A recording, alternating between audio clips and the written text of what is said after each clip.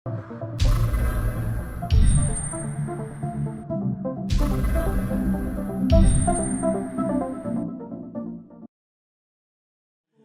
bir qancha tug'anlarimiz bor, uylangan, turmushga chiqqan, 5 yil bo'ldi, 7 yil bo'ldi, 10 yil bo'ldi, yashab jatat, biroq dag'ela balali bo'ladik.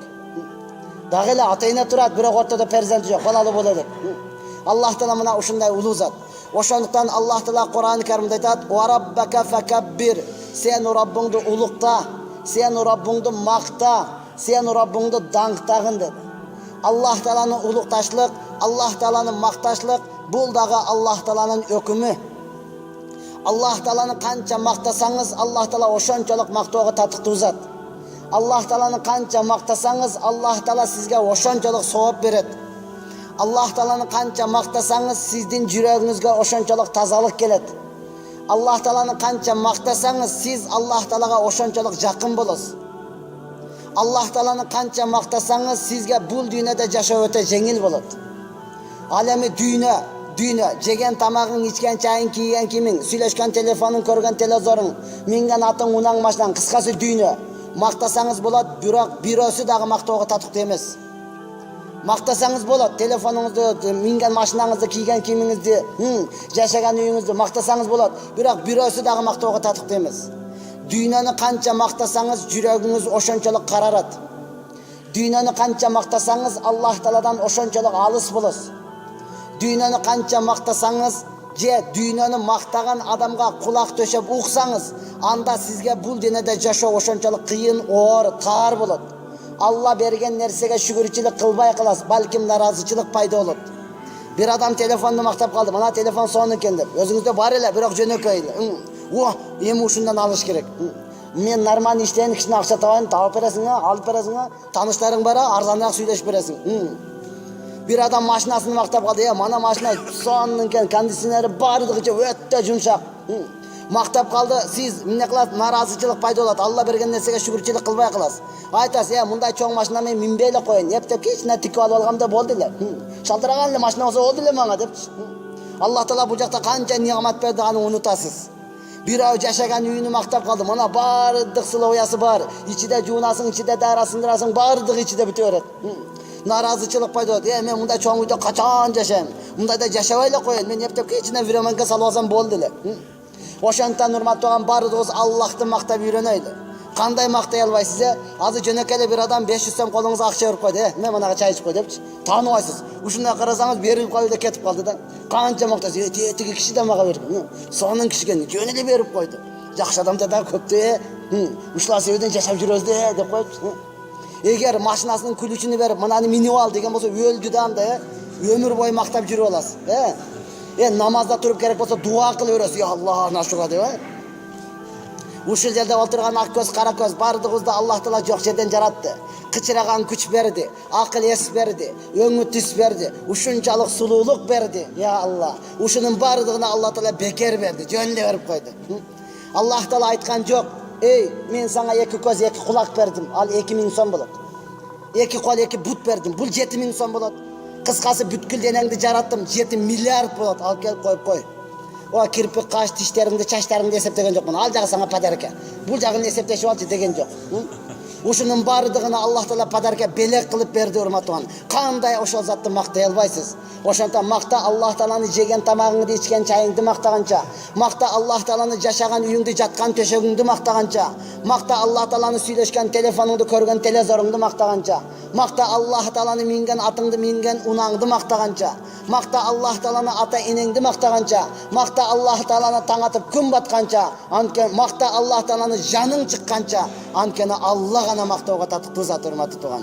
O'sha zot sizga umr berdi, o'sha zot sizga densolik berdi, o'sha zot umrni bergandagi Alloh, o'limni bergandagi Alloh, densolik bergandagi Alloh, o'g'ri bergandagi Alloh, ag'a shifosini bergandagi Alloh. Alloh Qur'onda aytadi: "Va innahu azhaka va abka." O'sha Alloh sizga yaxshi so'zni o'g'izib, sizga yaxshi narsani berib kuldirgandagi Alloh. Kichkina qiyinchilik berib iylatgandagi Alloh. Va annahu aqna va aghna. ошол зат сизге байлык берип, байлыгыңызды сактап берген дагы Аллах, урматтуу тууган. Ошондон ар бирөөбүз Аллахты мактап үйрөнөйлү. Качан Аллахты мактап үйрөнсөңүз, анда сизге бул дүйнөдө жашоо ушунчалык жеңил болот, рахат болот, урматтуу тууган. Дүйнөнү мактап үйрөнсөңүз, анда сизге бул жашоо таар болот. Эми албетте Аллахты мактап качан үйрөнөбүз? Аллахты мактоону Аллах Куранда өзү үйрөтүп койду. Кандай макташтыктын жолуну Аллах көргөзүп койду. Куранда ушундай айтсаңыз, Алхамдулиллахи Rabbil Alamin. Я Аллах. Бүткүл ааламдын Роббусу болгон Аллага гана мактоолор болсун. Мына ушинтип мактаң, урматтуу тууган. Мына ушинтип, Куран хадиске карасаңыз, бардык нерсени кандай мактайт, пайгамбар саллаллаху алейхи вассалам көрсөтүп койгон. Качан Куран хадистин негизинде мактоону үйрөнсөңүз, Куран хадистин негизинде жашоону үйрөнсөңүз, анда сиз эмне кыласыз? Дин көтөрүлөт. Диндин көтөрүлүшү. Эмне кыласыз? Өзүңүз дагы өсөсүз. Качан дин көтөрүлсө, качан диндеги адамдар өсө турган болсо, калган адамдар дал ушуларды карап жашайт. Сизди карап жашайт. Бардыгы Курандан, хадистен сөз алат, андан кийин даражасы көтөрүлөт. Куран хадистин негизинде жашамайынча эч качан көтөрүлбөй турматтуу. Караң, машалла, бардыгыбыз билебиз, тажрыйбадан өтүп, кичине дават мээнетин кылдык. Бардыгы халал сурап калды, адал жеш керек экен. Халал барбы? Халал эс деп элечи. Ол түшүнбөй тоорус эч нерсени. Нет деп койду, чыгып кетти. Бардыгы да халал эс деди. Нет, бардыгы сурап, халал деген эмне? Болду, эмне кылды? Бардыгы халал сурап калды, жазыла баштады. Халал такси, халал бильярд, halal kafe, halal muzika. Dinge karab bardыгы өсүп калды, урматтуу тууган. Ушунчалык деңгээлге жетти. Көк жарга барсак, бир мечит бар экен, үстүгө мечиттин бир намазкананы издеп бардык эле, бир үй бар экен, үстүгө мечиттин мунарасын коюп коюптур. Биз намазкана келди, ушул намазкана десек, жок дейт. Намазкана башка жакта. Эмнеге? Бул көз ачыктын үйү экен. Адамдар ушундай бар жерге көп кирип атат, ошого ушуну коюп койдук дейт. Ошого ушуну коюп койдук дейт, урматтуу тууган. Адамдар көп келсин депчи. Динге качан келдиңиз? Эми караң, мактоодо Аллах Таала көрсөтүп койду. Эми жөнөкөй эле инсан бир чоңураак жумушта иштеп калган болсо, ошого мени ишке ал десеңиз, арыз жаз дейт. Ал деген сөз мени макта деген сөз. Арыз жаз деген сөз мени макта дейт. Ошого кандай мактаны келиштирсеңиз жумушка алам. Болбосом жок, кете бер. Эми арыз жазышыңыз керек. Улуу, урматтуу, алтындан ардактуу, күмүштөн салмактуу Эшматов Ташмат Башматович. Мени жумушка алышыңызды суранам. Анан карап жакшы боло турган болсо макул келе бер дейт. Түшүндүңбү? Баардык Куран хадистин негизинде жашайт. Ошондон ар бирөөбүз Куран хадистин негизинде Аллахты мактап үйрөнөйлү. Эми машалла, ушуну үйрөнүп алдыга жылыш үчүн сиз кимди карашыңыз керек? Албетте, динде өзүңүздөн жогоругуну караң, дүйнөдө өзүңүздөн төмөнгүнү караң. Ошондо алдыга жыласыз, урматтуу тууган. Эгерде наоборот боло турган болсо, сиз эмнеде дүйнөдө өзүңүздөн жогоругуну карасаңыз, динде ылдыйгыны карасаңыз, анда нашкүр пенде болосуз. Шүгүр кылбаган инсан болосуз, урматтуу тууган. Ошондон хадисте келди. Алдыга жан дейсиңби? Машалла, динден үстүдөгүн караң. Канчалаган адамдар Куранды жатка билет, машалла. Канчалаган тафсир, Куран, ибадат, намаз, Аллахтын жолуга чыгып баратат. Ошолорду карап жашаң, алдыга жыласыз. Дүйнөдөн өзүңүздөн төмөнгөн карап жашаң. Үйүңүз барбы? Кичине биремен кабы шүгүрчүлүк кылың. Үйүңүз барбы? Шүгүрчүлүк кылың. Алхамдулилла, менде үйүм бар. Канчалаган адамда үйү жок, квартирада жашап жүрөт. Канчалаган адамда үйү жок, квартирада жашап, менде үйүм бар, ушуга шүгүр. Ибадатты көрөк кылың, алдыга карай жылың, умтулуң, илим алың, урматтуу тууган. Квартирада жашап жатасызбы? Толук шүгүрчүлүк кылың. Алхамдулилла, мен квартирада жашап жатам. Төлөгөнгө Алла мүмкүнчүлүк берип атат. Жүрөктөн чечим чыгарып коюң. Ушул райондо канча квартира болсо, ошонун бардыгы меники. Чечим чыгарып коюңуз. Барасыз, жакча жашайсыз, жакпаса чыгып кете бересиз. Маңа 5 хазайын керек дейсиз, 5 хазайын, гаражы бар болсун, машина кире турган болсун. 2 бөлмөлүү, 3 бөлмөлүү. Бардыгы сиздики, урматтуу. Барасыз, жакса жашай бересиз, жакпаса чыгып кете бересиз. Шүгүрчүлүк кылың, урматтуу. Канчалаган адамдар бомбуж болуп көчөдө жүрөт. Бомбуждар менен сүйлөсөң, алар шүгүрчүлүк кылып атат. Кудайга шүгүр, өлбөй кыштан чыгып алдык. Канча адам өлүп калдык кышта. Өлбөй кыштан чыктык. Жер бети биздин үйүбүз дейт. Кечкирди жатып ала бересиң, илди бой жерге деп. Ошолор шүгүрчүлүк кылат. Эми биз кантип шүгүрчүлүк кылбашыбыз керек урматтаган? Ошондон Аллах Кур'ан-ы Каримде айтат: "Вала ин шакартум ла азиданнакум." Эгер сен шүгүрчүлүк кылсаң, сөзсүз мен көбөйтүп берем дейт урматтаган. Шүгүрчүлүк кылсаңыз, Аллах кече айттык, убадасында туручу, сөзсүз көбөйтүп берем. Аллах хасында бар нерсеңизге көбөйтүп берет. Андыктан ар бир илимге келгенде, эмне жогоргуну, дүйнөгө келгенде ылдыйгыны караңыз, Аллахты мактап жашаңыз. Аллахтын улуктугуну айтыңыз. Аллахтын берешендигини айтыңыз урматтуу тууган. Ошол эле учурда Аллах Кур'анда айтат, эмне дейт? Удуна астажиб лакум. Сура энди мен берем дейт урматтуу тууган. Сура мен берем дейт Аллах Таала. Алла бергенге даяр, биз алганга даяр эмеспиз. Биз биринчиден дуа кылганды билбейбиз, дуа кылганга даяр эмеспиз. Экинчиден кантип дуа кылыштык дагы билбейбиз. Дуа кылып коесуз, биз колун калчылдайт да, тоондан сакалчан. Издейсиң. Ошондон көрүп бит стаканды берип тос айтып коесуң, биз жыргамаксың да. Рахмат мени сыйлаганыңар үчүн. Баласы сыйлады сени. Аллах Кур'анда айтат: "Сура мен беремин" дейт. Пайгамбарыбыз айтты: "Ад-дуа мухул ибадат." Дуа кылыштык ибадаттын чучугу деди урматтуу тууган. Ибадаттын чучугу. Башка хадисте пайгамбарыбыз айтат: "Ад-дуа силахул муъмин." Дуа мусулмандын курал жарагы. Я Аллах, курал жарак мусулмандын куралы дуа.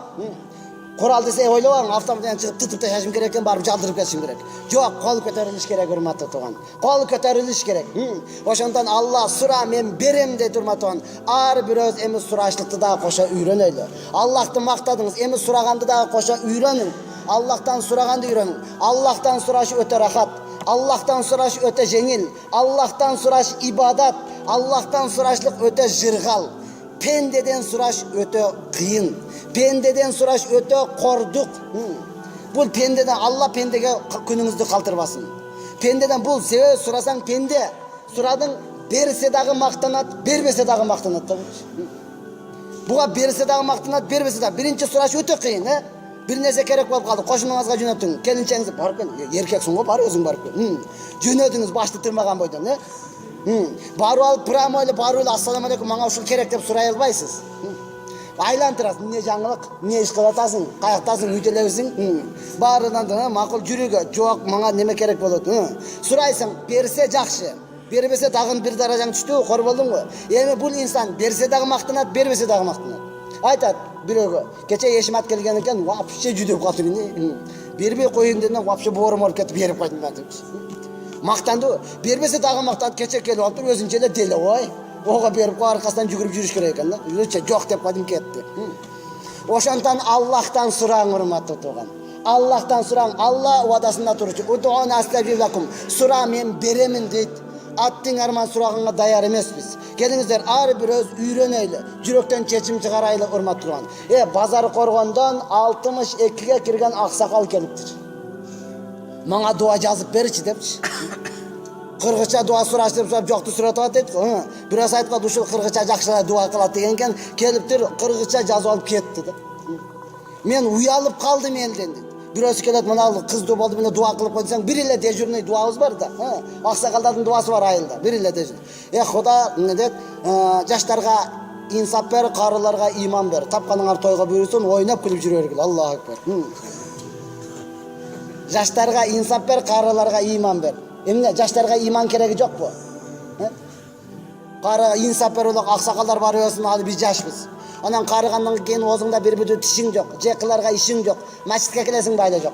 Барбашак болбойт деп кой, Ошондон уматтаган, ал айтат, аны уялдым дейт. Ким эле келсе, ушул эле бир эле дуа да. Ошондон урматтаган, бардыгы дуаны жазып алып болсо дагы жаттайлы. Аллахтан сурап үйрөнөйлү, урматтуу тууган. Аллах Таала сура беремин дейт. Кол көтөрүп сурасаңыз, Аллах Таала бербей коюшка уялат.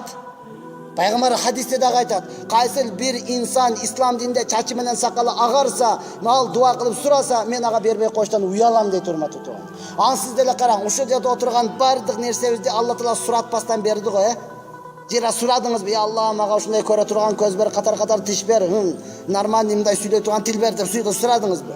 Суратпастан туруп Алла берди го. Эми кол көтөрүп сурасаңыз, Алла Таала кантип бербей койсун сизге, урматтуу тууган. Кантип бербей коет Аллах Таала. Биз сураганга даяр эмеспиз. Kandip surasının yolunu bilbeybiz. Oşondan kelingizler. Ar bir yürekten çelin. Ar bir nerseni öğreniş öte zarıl. Bardık nerseni ne kıldı iğne ciyirge çeyin. Peygamberimiz açıktan açık görsetip ketdi. Allah Teala Kur'an'da açıktan açık aytdı. Emi bardığı yürekten çeçim çıkaraylı keç aytkana men oң olam. Ulamalar aytat. Eki nerse var. Negizi 4 nerse, ekosu. Eng jakşı nerse. Eki nerse var andan dagı jakşıraak deydi Rahmatullah.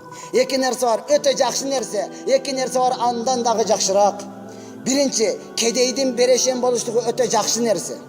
Alemi baylardın bereşen boluşluğu andan dagı jakşıraak dedi. Kedey bolsa dagı beri tayып ayt öte jakşı nerse.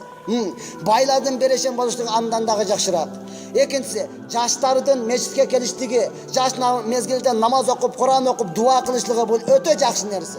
Alemi qarıgan aksakallardın dinge keliştigi, namaz okup ibadat kılışlığı andan dagı jakşıraak. Qarısı bardın irisi var. Uşulle nerseni teskerge kılıp aytat, eki nerse var öte jaman nerse. Eki nerse var andan dagı jamanırak. Andan dagı jamanırak. Birincisi, baylardın tekever boluşluğu öte jaman nerse. Öte jaman nerse. Kedeydin tekever boluşluğu andan dagı jamanırak dedi. Baylığı maşinasına, üyüne, akçasına tayan otat. Kedey, kapkara, ağır, kim gitti tayan otat. Ne için tekeveril kılıp otat? Öte jaman hiç kimge jakpay turgan nerse. Oşolle uçurda aytat. Maşallah, jaştardın, aksakallardın namaz okuşluğu, aksakallardın dinge kelişligi.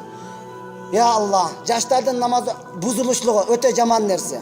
Jaştardın buzuluşluğu, jaş kezdiğinde kızlarga barıp, jaş kezdiğinde kompüterge barıp, jaş mezgilde içip buzuluşluğu öte jaman nerse. Alemi qarıgan aksakallardın buzuluşluğu andan dagı jamanıraak dediler onu. Andan da jamanıraak. Ana kimden keliniken dep turgan bolsa, aksakal qarıdınız go. Qarıga men жүрөp жашта дейт турgan bolsa, hiç kimge jakpay turgan nerse de durmata turgan. Oşondan ar öz dengelibizdi bileyli. Ar öz özüdün ordubuzdu bileyli. Oşonun negizinde hareket kılaylı. Bardığız aksakallar jaşlar maşallah özden jogorı aysın үлgü bolsun. Albatta bir kezde musulmanды körüp kafir öskön, ağanı körüp ini öskön, ejeni körüp singdi öskön. Menet bolboy kaldı, dinge hareket bolboy kaldı, kurbançılık bolboy kaldı. Musulman kafirde karab yaşap kaldı. Ağa inisini karab yaşap kaldı. İni mananda kıladı. Eje singdisini karab ösüp kaldı hurmatı tuğan. Oşontan bizge menet boladı, bardığı yürekten çeçim çıkaraylı. Erkek oңolaylı, arаңaylalı, anan ayaldarga dagı menet kılaylı. Keçe sözüm jarımda kelgen. Allah Teala Kur'an-ı Kerimde aytkan. At-tayyibatu lit-tayyibina wat-tayyibuna lit-tayyibat. Taza erkekler taza ayallar üçün. Taza ayallar taza erkekler üçün degen. Erkek kança taza olsa, algan ayalın, yaşap жатқан ayalın oşonçoluk taza болады. Ayal kança taza olsa, kүйösü da oşonçoluk taza болады. Al-habisatu lil-habisina wal-habisuna lil-habisat. Allah Kur'an'da aytat, buzuq ayallar buzuq erkekler üçün, buzuq erkekler buzuq ayallar üçün degen. Bul Allah'ın zakonu. Siz özünüzді gana aldaysız, Allah'ta alday albaysız. Oylova, özgöçe jaştar ünlükler. Men oyna olayın, alganda çötki kızdı alam depçi.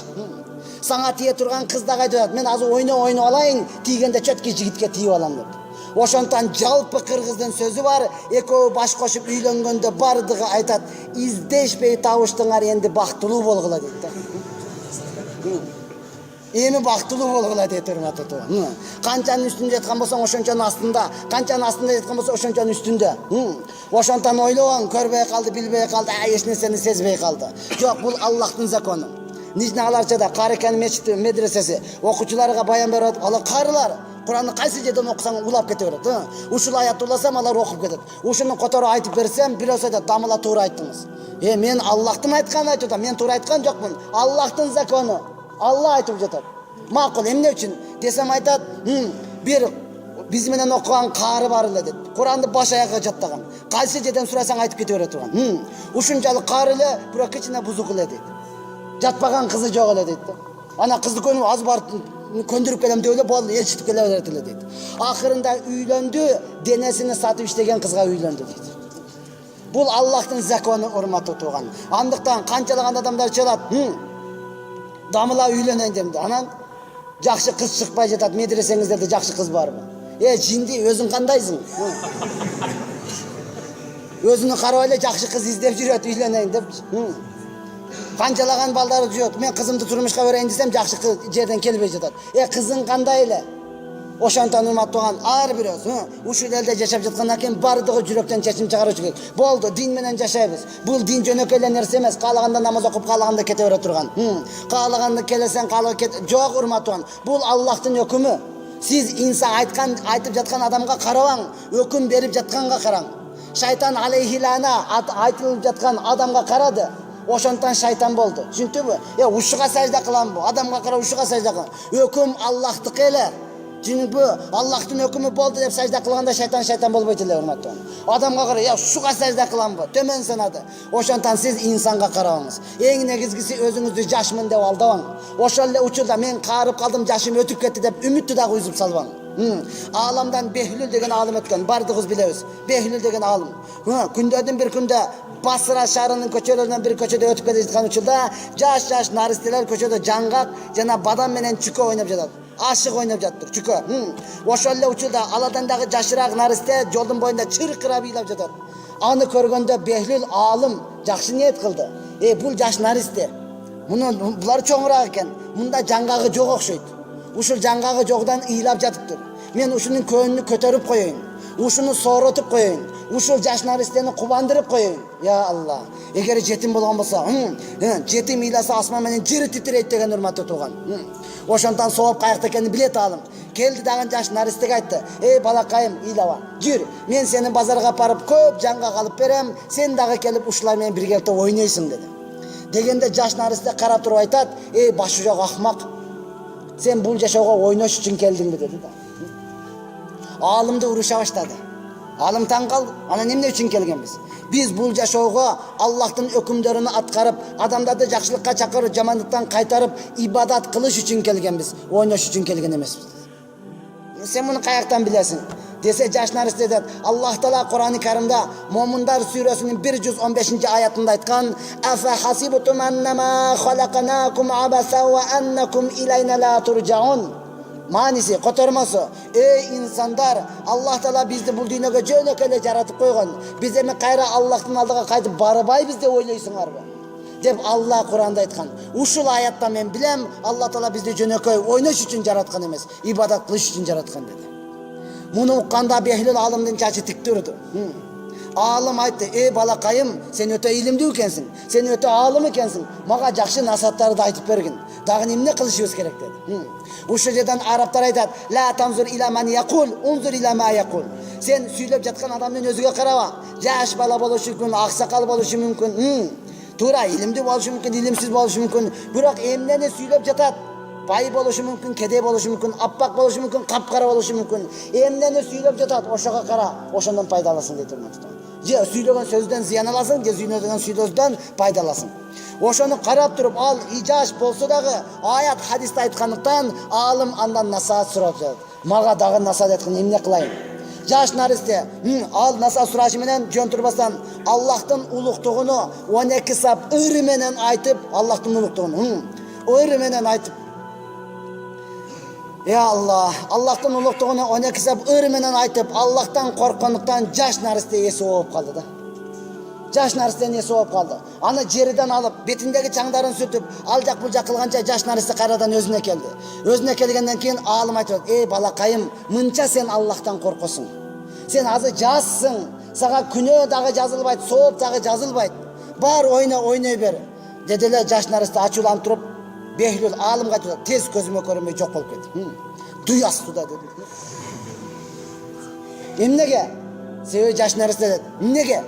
Алым тагы эмне үчүн? Дегенде жаш наристе деди: "Себеби мен энекем ар дайым очокко жана тандырга от жакканда көрүп билип жүрөм, эң биринчи майда чырпыктарды алып келип жагат. Качан чырпык күйүп кызыганда чоң жыгаштарды, чоң дөңгөчтөрдү алып келип жагат. Мен ушундан билем, эгерде мен ушул жаштыгымдан ибадат кылбастан дүйнөдөн өтүп кете турган болсом, эртең күнү Аллах Таала дозокко таштаганда эң биринчи мага окшогон жаш наристелерди таштайт. Качан дозок өтүп күйүп кызыганда сага окшогон чоң кишилерди алып келип таштайт. Мен ушундан коркомун. Мен ибадат кылышым керек деди. Муну укканда Бехлүл алым дагы жүрөгү титиреди. Айтты: балакайым, сен акыйкатта илимдүү экенсиң. Айт мага дагы насаат айт. Мага дагы айтып берди. Дегенде жаш наристе енді Аллахтың улуктугуну 4 сап ыры менен айтып жатат. Анын ыры кандай болсо болуп калды, жүрөккө күнөө толуп калды, көздөрдөн жаш чыкпастан муз болуп тоңуп калды. Мен жаш жигит болсом Аллахтан коркуп ыйлаган, сен кимсиң дагы эле дүйнө жыйнаган. Мен жаш жигит болсом чыркырап ыйлаган, сен кимсиң дагы эле дүйнө жыйнаган. Дегенде Бехлул алым мен дүйнө жыйнап жүрөткөмүн деп эсе болуп калды. Ал эсе болуп канча саат жаса жатты, ордунан туруп караса, жаңгак ойногондор дагы эле ойноп жатат. Бирок жаш наристе жок. Бул окуяны айтуудан максат, урматтуу бир тууганым, акыйкатта жаш болушуңуз мүмкүн. Возросуңуз келелек болушу мүмкүн. Бирок ушул бойдон дүйнөдөн өтүп кетсеңиз, эртең күнү тозокко түшкөн дөңгөч болуп калыш коркунучуңуз бар. Туура каарып калдыңыз, сизди союз тарбиялап койду. Сиз убагында мындай нерсе жок эле. Үмүттү үзбөң. Эгерде үмүттү үзүп дүйнөдөн өтүп кетсеңиз, эртең күнү тозокко түшкөн дөңгөч болуп калыш коркунучуңуз бар, урматтуу тууган. Ошондон ар бир жүрөктөн чечим чыгарайлы. Болду, нафсинин каалоосун кылбайлы, Аллахтын өкүмүн аткарайлы, урматтуу тууган. Аллах Субхана Таала вактынчалык бизди сыналууга жаратты. Биз сыналуу дүйнөсүндөбүз, урматтуу тууган. Сыноо болгондуктан Аллах Таала көп нерсени көздөн гайып кылып койду. Соопту көрбөй калдык, долларды гана көрүп калдык. Сооп болот десең, майли. Доллар каякта? Мен жараймынбы мен? Үйрөнөм, кыла албасам дагы көрсөт. Доллар дегенди жакшы таанып калдык, урматтуу тууган. Соопту тааныбай калдык. Көргөзгө эмне кылып койду? Сооп калды. Албетте Аллах Субхана Таала сыналуу дүйнө болгондон шайтанды дагы көзгө көргөзбөй койду. Ошол эле учурда билип коюң, Аллах Куранда кимден сактаныш керек ачык айтып койду. Кул а'уду би раббин нас, маликин нас, илахин нас, мин шаррил васвасил ханнас, аллази ювасвису фи судурин нас, минал джиннати ван нас. Эй, шайтандан дагы инсандын азгыруусу күчтүүрөөк. Чөйрөңүздү өзгөртүң, урматтуу тууган. Шайтан азгырды. Шайтанга жөн эле васваса кылып азгырды, Ал эч нерсе эмес. Инсан динде болбосо бул жаман азгырат да. Бул ачык эле айтат, бетиңен айтат. Эмне молдо болуп калдың сен дагы? Сакал коюп алсың го. Вообще сага жарашпайт экен. Кой, эл койсо дагы сен койбу деп. Шайтан жөн эле васваса эле коет. Коесуңбу, же алып эле салбайсың? Кантип барасың деп. Душман эмне кылат? Адам баласы ачык эле айтат, урматтуу тууган. Ошондон чөйрөңүздү өзгөртүң. Шайтан Аллах азына сыналуу болгондон бейишти дагы дозокту дагы көргөзбөй койду, урматтуу тууган. Эгер бейишти көргөзгөндө бир дагы адам чекесин сеждеден көтөрбөйт эле, баардыгы ибадат кылат эле. Эгер дозокту көргөзгөндө бир дагы адам күнөө кылбайт эле, урматтуу тууган. Күнөө кылбайт эле бир дагы адам. Ошондон урматтуу тууган, ар бирөөбүз эмне кылдык? Жашыруун болгондон күнөөгө батып калдык. Күнөө кыла берип күнөө деп эсептебей калдык. Балким күнөө менен мактанып калдык. Мусулман, я Алла, күнөө менен мактанат, Пайгамбарыбыздын достору сахабалар ибадат менен, сооп менен мактанган. Ошого пайгамбарыбыз айтат сахабаларга: "Эй, силер күнөөңөрдү жашыргандай, сооп ишиңерди дагы жашыргыла" депчи. Сахабалар кудум эле периште сыяктуу эле. Бүгүнкү биз мактанайлы десек ибадатыбыз жок. Жаштарыбыз күнөө менен мактанып калды. Кечээ кызды көндүрө алмадым. Бу шилекей кулут, подружкасы барып келген, мага дагы сүйлөшүп бербейсиң. Анан, я Алла, ошондон жүрөктөрүбүз катып калды. Ошондон көздөрүбүздөн жаш чыкпай калды. Пайгамбар саллаллаху алейхи вассалам сахабаларды отургузуп ушунчалык бул дүйнө ахиретти топтоо жамаами ал калам. Пайгамбар сөзмөдүк болгондон бул дүйнөнү топтоп отуруп баян бергенде отурганын бардыгы ыйлады. Бирок бир эле сахаба көздөн жаш чыкпайт. Зубайр разияллаху анху бир эле сахабанын көздөн жаш чыкпайт. Бардыгы ыйлап жатат, бирок бирөөсүнүн эле көздөн жаш чыкпайт. Пайгамбарыбызга келип айтты: "Эй Аллахтын элчиси, менин көзүмдөн жаш чыкпай жатат. Мен ыйлай албай жатам." Дегенде пайгамбарыбыз колуну көкүрөгүнө коюп туруп айтты: "Ухруж я адуаллахи." Эй Алланын душманы, чыгып кет. Деши менен көздөн жаш келип ыйлай баштады да. Ошондо пайгамбар саллаллаху алейхи вассалам айтат: "Көздөн жаш чыкпашлык күнөөнүн көптүгүнөн болот" dedi. Күнөөнүн көптүгү өлүмдү унуткандыктан болот. Өлүмдү унутуу дүйнөнү жакшы көргөндүктөн болот. Дүйнөнү жакшы көрүү үмүттүн өтө узун болгондугунан болот dedi, урматтуу тууган. Көздөн жаш чыкпашлык жүрөктүн каттуулугунан, жүрөктүн каттуулугу күнөөнүн көптүгүдөн, күнөөнүн көптүгү дүйнөнү жакшы көргөндүктөн, дүйнөнү жакшы көрүшлүк үмүттүн өтө узун болгондугунан болот, урматтуу тууган. Акча тапсам, мананы мындай кылам, манандай кылам, мынтип атам, манандай кылам. Ошонун негизинде болот.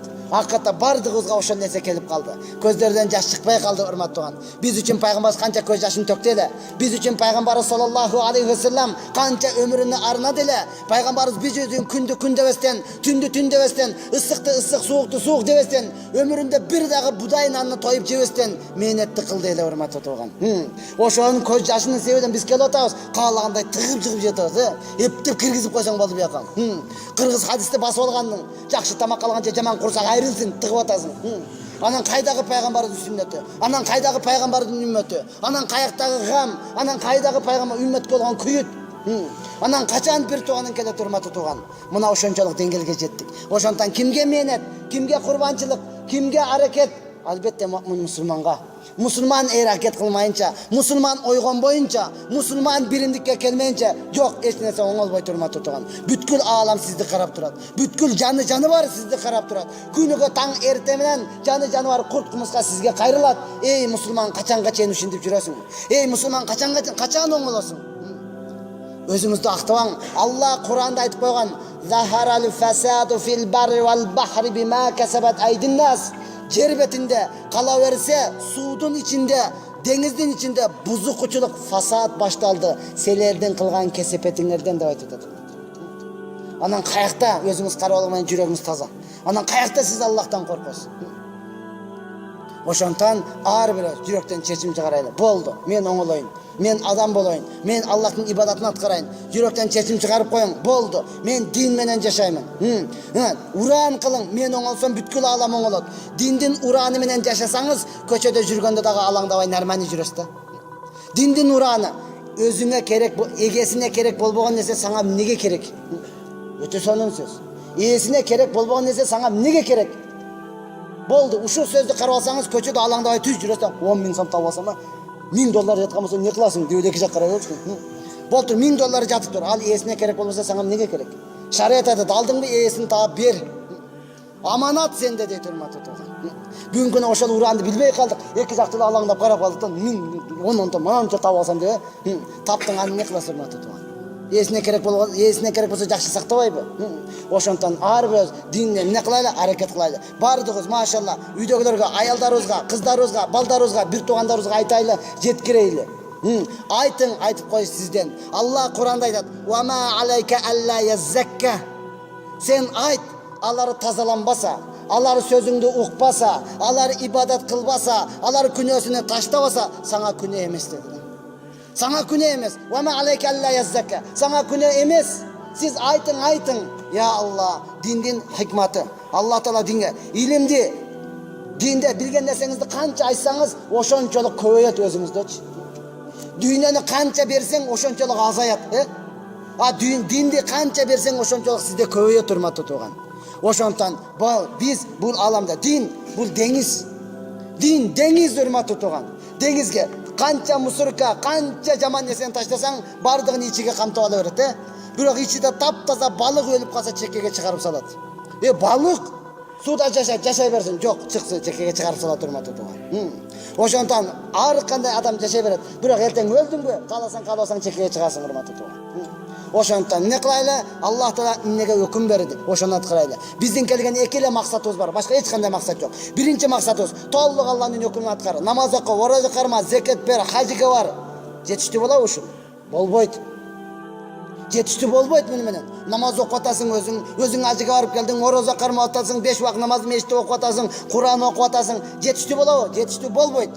Эмнеге? Себеби биз иман келтирген учурда ла илаха иллаллах деп эле калган жокпуз. Буга коштук эмнени? Мухаммад Расулуллахны коштук, урматтуу тууган. Демек пайгамбарыбыз келген максат эмне эле? Ошону аткарасыз. Андан экинчи максатыңыз ошол. Ибадатты намаз окуң, калганда да ошого чакырың энди. Ошого чакырың. Эгер кимде ким айтса, мен Мухаммедтин үммөтү эмесмин десе, наазон билла, ал чакырбай эле койсун. Ибадат да кылбай койсун. Кылса дагы сооп берилбейт, урматтуу тууган. Биринчи максат Алланын толугун өкүмүн аткарабыз. Эмнеге? Анткени биз Аллахтын пендесибиз, ошон үчүн. Экинчи калган адамдарды ушуга чакырабыз. Эмнеге? Анткени биз пайгамбардын үммөтүбүз, ошон үчүн, урматтуу тууган. Ошондон Алла даражаңызды көтөрдү. Сизди Алла авторитет кылды. Кунтум хайра умматин ухрижат линнас. Ya Allah. Силер жалпы инсанияттан пайдасына чыгарылган эң жакшы үммөт болдуңар деди Аллах Таала. Мындан өткөн сизге авторитет керек, депутат болуп иштейм, директор. Койчу директориңди. Койчу депутат. Сен үммөтсүң, пайгамбардын үммөтү. Ya Allah, канчалган пайгамбарлар ыйлап өттү го. Ya Allah, мени эмне пайгамбар кылгычаң Мухаммедтин үммөтү кыл депчи. Siz ыйлаган жоксуз, сураган жоксуз. Алла сизди жакшы көрдү, каалады, үммөт кылып даражаңызды көтөрүп койду го. Кайсы нерсе жалпы инсаниятка пайдасы тийген болсо, сөзсүз авторитет болот, урматтуу тууган. Сөзсүз авторитет болот. Куран, Таврот, Инжил, Забур бардыгы Аллахтын сөзү, Куран деле Аллахтын, Таврот кандай болсо, Забур биринчи түшкөн, Азыркы эмес, Забур, Таврот, Инжил, Аллахтын сөзү, Куран Аллахтын сөзү. Бирок Куран эмне болуп калды? Андан афзалет, наргылан бардыгын өкүмүнө жыйыштырып салды. Эмнеге? Худал линнас. Жалпы инсаниятка туура жол болгондугу үчүн. Жалпы инсаниятка туура жол болгондугу үчүн. Даражасы жогору болду. Пайгамбарыбыз эң акыркы пайгамбар болуп келди, Эң акыркы пайгамбар. Бардыгынан афзал эми биринчи бейишке кириш керек. Эмнеге? Кафатун линнас. Жалпы инсаниятка пайгамбар болуп келди. Ошон үчүн. Ошон үчүн урматтуу. Сиз биз акырда келдик, кичинебиз, арык. Мурдагы үммөттү билесизби, урматтуу тууган? Арчаны түп тамырынан жулуп алып көтөрүп келе берген. Чоң таштарды көтөрүп коюп койгон. Азыркы чөптү жулуп албай тамыры менен кол кыйылып кетип нерсе берди. Аллах Таала зато сизди эмне кылып койду? Урматтуу кылып койду. Эмнеге? Ухрижат линнас. Жалпы инсанияттын пайдасына чыгарылганыңыз үчүн. Мына кадыр баркыңызды билип коюңуз, урматтуу тууган. Өзүңүздүн ким экениңизди таанып алыңыз. Сиз пайгамбардын үммөтүсүз. Адам ата суктанган бул үммөткө. Адам атабыз айткан, я Алла, Алла бул үммөттү ушунчалык жакшы көрдү, мага бербеген нерселерди ушуга берди деди. Мага бербеген нерсени Алла ушуларга берди дейт атам атабыз. Айтат адам атабыз, эмнени? Я Алла. Адам атабыз айт, мен бир эле кылба деген нерсени кылып коюп бейиштен чыгып кеттим дейт. Бир эле жебе деген нерсени жеп койдум, бейиштен чыгып кеттим. Булар миллион күнөөнү кылат дейт. Бир эле эмес, миллион. Бирок бир эле толук ихлас менен тооба кылса, Аллах Таала бейишке киргизип жиберет буларды деди. Тооба эле кылып ыйласа эле Аллах Таала бейишке киргизип жиберет деди. Ошондон пайгамбарыбыз хадисте айтат, Аллах Таалага жагымдуу сөздөрдүн эң жагымдуусу күнөө кылган пенде кол көтөрүп ыйласа, я Алла мени кечир депчи. Ушунун сөзү өтө жагымдуу дейт Аллах Таала. Бул Аллах Тааланын берген неаматы. Экинчиси, адам атабыз айтат, мен бир эле күнөөнү жебе деген нерсени жеп туруп жалаңач болуп калдым дейт. Кийимден айрылып калдым. Булар болсо жалаңач болуп күнөө кылат дагы париштедай болуп кийинип алат деди. Даражаңызды билип коюң, урматтуу тууган. Алла сизге канчалык даража берди. Алла сиздин даражаңызды канча көтөрдү. Алла сизге канчалык орун берди, урматтуу тууган. Аллах Таала берешен зат бере берет. Канча бере берет Аллах Таала, милдет кылбайт. Бирок сиз сураганды билиң. Сиз алганды билиң. Сиз ошого толук ишеним кылың. Мен сурасам берет. Алла берешен зат, өтө берешен зат. Я Алла. Кандайча? Караң, Ибрахим алейхисаламдын окуясын бардыгыбыз билебиз, Баласы Исмайылды муздады. Караң, Ибрахим алейхисалам бир эле күнү 1000 деген койду, 100 деген уйду, 10 деген төөнү курбанчылыкка чалып салды. Адамдардын бардыгы таң калды. Бир эле күндө ушунчаны курбанчылыкка чалып салды. Ибрахим алейхисалам айтты, Алла үчүн бул эч нерсе эмес. Эгер менин балам болсо, баламды дагы курбанчылыкка чалып салмакмын деди. Баласы жок эле. Бирок пайгамбарлык сөз кетти. Арадан жыл өттү, Аллах Таала перзент берди. Исмаил, Яхя, эки перзент берди. Эми Аллах Таала өкүм берди, Исмаилди курбанчылыкка чалгын. Узун окуя апарды, апарып курбанчылыкка чалды. Аллах азамына пичак өтпөдү, отого кочкор берди, Кочкорду муздады. Кочкорду муздагандан кийин ата бала Исмаил алейхисалам Ибрахим экөө олтуруп ата баласына айтат, көрдүңбү балам, Алла үчүн эч нерсени аябаш керек. Алла үчүн мен ушунчалык берешенмин. Бардык нерсени Алла үчүн аябайын бере берем деди. Десе баласы айтат, туура ата, Алла үчүн берешенсиз. Бирок сизге караганда мен берешенирээкмин деди. Сизге караганда мен Алла үчүн берешенирээкмин ата дейт. Десе Ибрахим, кандайча балам? Мен бир эле күндө 1000 деген койду, 100 деген уйду, 10 деген төөнү керек болсо сени курбанчылыкка чалып салдым го. Анан кантип сен берешен болуп каласың? Десе баласы туура айтат. Туура ата. 1000 деген койду курбанчылыкка чалдыңыз, бирок ал жакта дагы коюңуз бар эле да. жүздөгөн уйду курбанчылыкка чалдыңыз, ар жакта дагы уюңуз бар эле. Ондогон төөнү чалдыңыз, ар жакта дагы төөнүңүз бар эле. Мени дагы курбанчылыкка чалдыңыз, тиякта дагы Яхя балаңыз бар эле да. Менин Исхак балаңыз бар эле. Исхак деген балаңыз бар эле. Менин бир эле жаным, башка эч нерсе жок эле. Ушуну дагы берип салдым го Алла үчүн. Мени муздаганда бул жакта башка жаным жок эле менде дейт. Ошондо мен берешем боламбы дейт. Эки пайгамбардын сүйлөшүп жатканын уккан Аллах Таала айтты, экөөңө караганда мен берешенирекмин дейт. Ибрахим, сенин балаңды алган жокмун. Исмаил, сенин жаныңды дагы алган жокмун. Ортого жөн эле бир кочкоду берип койдум го. Ашыкча эле бир кочкоду берип койдум го дейт. Акыйкатта Алла берешен зат, урматтуулар. Алла сизден алгысы келбейт, Алла сизге бергиси келет. Алла айтат, бирди бер, онду берем, онду бер, жүздү берем, жүздү бер, миңди берем деди. Алла. Инсан, мусулман, кече айттым го, бардыгыбызда иман бар, бирок толук ишеним жок да. Сурап келсе, майда жок дейсиз да. Акча бар, майда жок да бербейсиң. Ишеним бар, иман бар, бирок толук ишеним жок. Бардыгыбызда илимибиз бар, бирок амалыбыз калбай калды. Амалыбыз жок. Дүйнөбүз бар, бирок берекеси жок, урматтуу тууган. Кыргыздын сөзү бар, кедейди көчкөндө көрө деген. Азыр мен кедеймин, устудентмин дегенди көчүрүн, бир таксиге батпайт жүгү. Устудентмин, эч нерсем жок деп жеткирип коюн. Майли деп жеткирейин десең, машинага батпайт да жүгү. Мен кедеймин дегенде бир КамАЗга жок, дагы эле мана ошону көтөрүп жүрөт. Жүктөп коёмун башка эмнени сүйлөшкөн, эптеп батыр. Анан кайдагы, урматтуу тууган. Ошондон келиңиздер, бардыгыбыз эмне кылайлы? Алла берген нерсеге шүгүрчүлүк кылайлы. Дагы керек болсо Аллахтан сурайлы. Алла айтып жатат, "Утуна астажулакум", сура мен берем дейт. Сураң, урматтуу тууган. Ошол сураганда эң биринчи сураштын жолу Аллахтан ислам диниге бекемдик, өзүңүзгө бекемдик. Алла, мени ушул жолдон адаштырба. Туугандарыңызга хидаят, хидаят сураң, урматтуу тууган. Пайгамбар, андан кийин акырга дүйнөнү сураң, акырга коюң. Макулбу? Пайгамбарыбыз айтты досторго, силер Аллахтан казаныңар үчүн туз сурагыла, патинкеңер үчүн бол сурагыла деп айтат. Бол сура. Сура десе, сатып алам дейсиз да сиз, Аларда ушунчалык ишеним болгон, бардыгына сурасам Алла берет, бергенде дагы берекеси менен берет деген ишеним бар эле, урматтуу тууган. Сиз ага эмес, чөнтөңүздө акчаңызга, көчөдөгү магазинге ишенип калдыңыз. Ошол жерде бар сурап келе калды, Ошондон ар бирөөбүз эмне кылайлы? Сурашты үйрөнөлү. Бардыгыбыз Аллахты мактайлы. Хидаят сурайлы, туура жол, бекемдик сурайлы, урматтуу тууган. Анан акырында дүйнөнү сурайлы. Макул? Сурасаң болот. Эми дүйнөнү сураганда оозуңузду толтуруп сураң Аллахтан. Макул?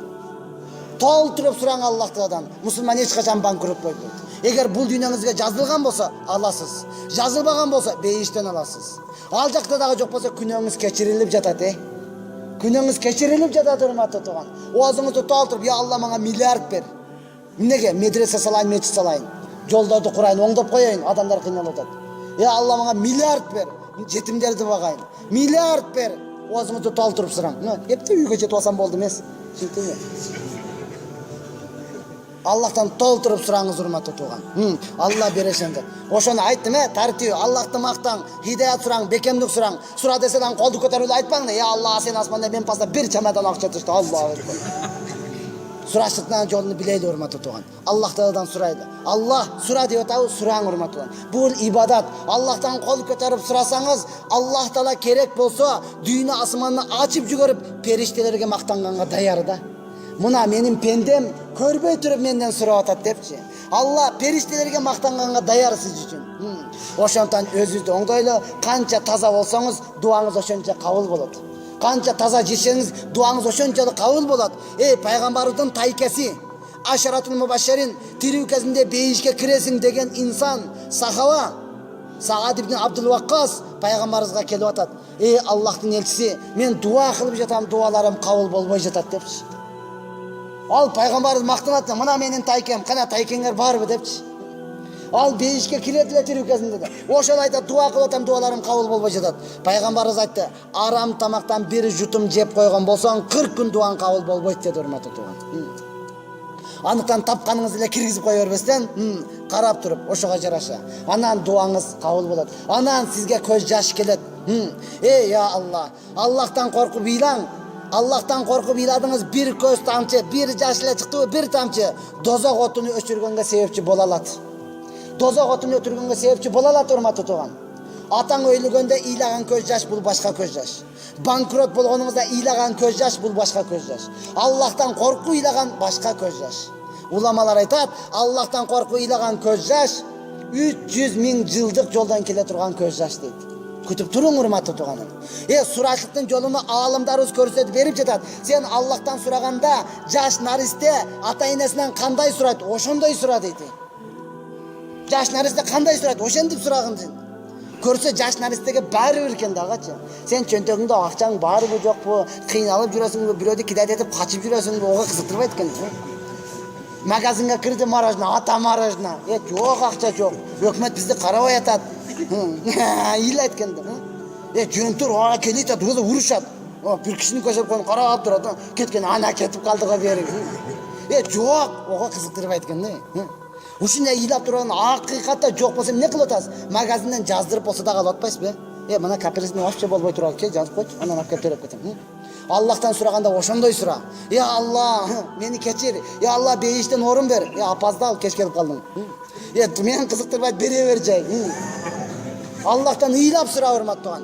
Айтып атпайбы? Аллахтан ыйлап сура. Ыйлай албайсыңбы, өзүңдү ыйлаганга окшоштур деп айтып атат, урматтаган. Окшоштур өзүңүздү ыйлаганга. Аллахтын өзүңүздү ушунчалык төмөн алың. Аллахтын алдында ыйлаң, көз жашыңызды чыгарың. Чыкпаса ошону күтүп туруң, урматтаган. Эмне үчүн Алла үчүн көз төгө албайсыз? Атаңыз өлгөндө эмне үчүн ыйлайсыз? Дин үчүн эмне үчүн ыйлай албайсыз? Дин өлүп жатат. Эмне үчүн ыйлай албайсыз, урматтаган? Ошондон ары бирөөбүз эмне кылайлы? Сураганын бардыгынын жолун үйрөнөйлү. Бардыгы жүрөктөн чечме. Мен билбейм, чечим чыгарып коюң. Билбейм дедиңби? Машалла, Алла Таала илим берет. Билем, чоң атам чоң малды болгон десең өлдүң анда. Өлдүң анда, урматтаган. Ошондон урматтаган, сүйлөй бере турган болсок сөз көп. Куптанга канча убакыт калды? 2 күн калды. Бардыгыбыз эмне кылайлы? Жүрөктөн чечим чыгарайлы. Дуа кылайлы, Аллахтын жолуга чыгайлы, үйрөнөйлү. Урматтаган, бул дин калем менен жетпейт, бул дин кадам менен жетет. Түшүндүңбү? Калем менен жетпейт, кадам менен жетет. Мисалы, өзүм мына ыйыгалар жана кабыл болгон дуалар деген китеп жүрбөйбү? Ошону которуп жаздым, 8 ай отурдум да. Ыйыгалар кабыл болгон дуалар. 8 ай отуруп жаздым. Бул телефон мен бош эмес китеп жаздым. Которуп эле, оюңдан эмес, которуп бар нерсеничи, кыргызчага. 8 ай отуруп жаздым. Азыр эми карасаң, аны окуган адам жатып алып окуп атат да. Дин кантип жетет, урматтуу? Дин кантип таркайт эми? Айтыңчы. Мен 8 ай ушинтип отуруп алып жазсам, окуган адам жатып алып окуп атат, бош маалда деп коюпчу. Дин кантип жетет эми, урматтуу? Ошондон канчалаган туугандар бизди күтүп жатат. Андыктан дуа кылайлы, сурайлы, машалла. Бардыгыбыз ибадат кылайлы. Илахи амин. Алхамдулиллахи раббил аламин. Алхамдулиллахи раббил аламин. Alhamdulillahi Rabbil Alamin. Ya Rabbi, haksın, barısın, yaratuvçusun, keçiruvçusun, körüp durasın, bilip durasın, oğup durasın. Merim düledin, merim düsü, ırayım dülen, ırayım düsü, keçirim düledin, keçirim düsü, sensin ya Allah'ım. Ya Allah. Күнөөкөрдүн күнөөкөрү менмин ya Allah. Keçirim düledin, keçirim düsü, sensin ya Allah. Ayıp doladın, ayıp dosu menmin ya Allah. Tazaladın, en bir tazası sensin ya Allah'ım. Ya Allah, bargın dedin, men keldim ya Allah. Aytkın dedin, bularga aytıp berdim ya Allah. Özüň ya Allah tuğra түшүнүк bergin ya Allah. Özüň tuğra түшүнүк bergin ya Allah'ım. Бүткүл мусулмандар din menetinden kabul kılgın. Бүткүl мусулмандарды kalgan adamların İslam dinine kirişine sebepçi kılgın. Hiç kaçan İslam dininden çıkıp geçtiğine sebepçi kılbagın ya Allah'ım. Ya Allah, бүткүl мусулмандарга tuğra түшүнүк bergin ya Allah. Бүткүl мусулман ортосунда ынтымак, сый, махаббат, биримдик bergin ya Allah. Ya Allah, жүрөктөрүбүзгө тазалык bergin ya Allah. Ya Allah, жүрөктөрүбүzгө жумшактык bergin ya Allah. Көздөрүбүzгө жаш bergin ya Allah. İlap namaz okup, ilap ibadat kılıp, ilap keçirim so'rashga to'liq mümkünçülük bergin ya Allah. Ya Allah'ım, uşul kündörü közüden bir tamcı jaş çıkmasa, akırı kıyamatda şar etip kanakkanı ne payda ya Allah. Ya Allah'ım, uşul kündörü közüden bir tamcı jaş çıkmasa, akırı kıyamatda şar etip kanakkanı ne payda ya Allah. Ya Allah'ım, uşul menin elim. Ya Allah, uşul menin jerim. Ya Allah, uşular menin bir tuğandarım, ağalarım ya Allah, atalarım, bir tuğandarım ya Allah. Bardığızды din menetine kabul kılgın ya Allah. Uşulardın katarında menin inime dağı imanına güç kuvat bergin ya Allah. Enemdi dağı din menetine kabul kılgın ya Allah. Al menin enem ya Allah. Ya Allah, men bularga aytkançalyk eneme ayta albaymyn ya Allah. Toora kızmatyny kılam, biroq özü düşünmej jasa men ne kılayn ya Allah. Ya Allah, atamның kabryny nur kılgın ya Allah. Atamның günahlarını keçirgin ya Allah. Ya Allah'ım. Bardığızı üy bilöz menen elejut tuğanlarınız menen ata-enemiz menen din menetine kabul kılgın ya Allah. Ya Allah'ım, akırı kıyamatta biz beyişte jürsek çırgap, ata-enemiz dozokta jatsa çırkırap, anda bizge kayda rahat ya Allah. Ya Allah, akır kıyamatta biz beyişte jürsek kulüp, ata-enemiz dozokta jatsa kuyup, anda bizge kayda rahat ya Allah. Ya Allah, kelemi ya Allah, keçirici ya Allah. Suranam senden ya Allah. Ya Allah'ım, uşul göz yaşları senin bardık günahlarımızı keçirgin ya Allah. Ya Allah'ım, akır kıyamatta salih pendelerinden razı olsun. Mağa oşağın jetken günökör penden kayakta kaladı ya Allah. Ya Allah, akır kıyamatta din menetini tolu kılgan pendelerinden razı olsun. Mağa oşağın vaktıncalı kılgan penden kayakta kaladı ya Allah. Suranam senden ya Allah, keçirici ya Allah. Ya Allah, görüp durasın, bilip durasın, okup durasın ya Allah. Ya Allah'ım, canlı ümmetke ya Allah, dinletini bergin ya Allah. Ya Allah'ım, peygamberimiz biz için ilap dua kıldılar ya Allah. Ümmetim dediler ya Allah. Men bir tuğanlarımdı görgüm kelet dediler ya Allah. Oşol ümmet bugün günü samanday çaçılıp jatadı ya Allah. Oşolada toptaşlıkka bizde sebepçi kılgın ya Allah'ım. Peygamberimiz ümmetim de uyladı ya Allah. Oşol ümmet ya Allah, avrat acı köçede jüröt ya Allah. Ya Allah, Peygamberimiz ümmetim de uyladı ya Allah. Oşol ümmet bugün günü çekesi secdege tibizden dünyeden ötüp baratat ya Allah. Balkim oşol menin bir tuğan ağam ya Allah. Balkim oşol menin bir tuğanım ya Allah. Kıyamatın günü men ağa kantip cevap veremezsin, geçirgin ya Allah. Ya Allah'ım, peygamberimizi ilap dua kıldılar. Ümmetim dediler ya Allah. Ya Allah, oşol ümmet bugün günü denesini satıp kafırdın, fasıktın, buzukunun koynu da jatadı ya Allah. Balkim oşol menin karındaşım ya Allah. Balkim oşol benim bir tuğanım ya Allah. Ya Allah, oşoladı kafir, fasık, buzukunun koyundan tarıtıp alğanğa bizi sebepçi kılı ya Allah. Ya Allah, suranam senden ya Allah. Gelem ya Allah, bağırdığımızın günahlarımızı geçirgin ya Allah.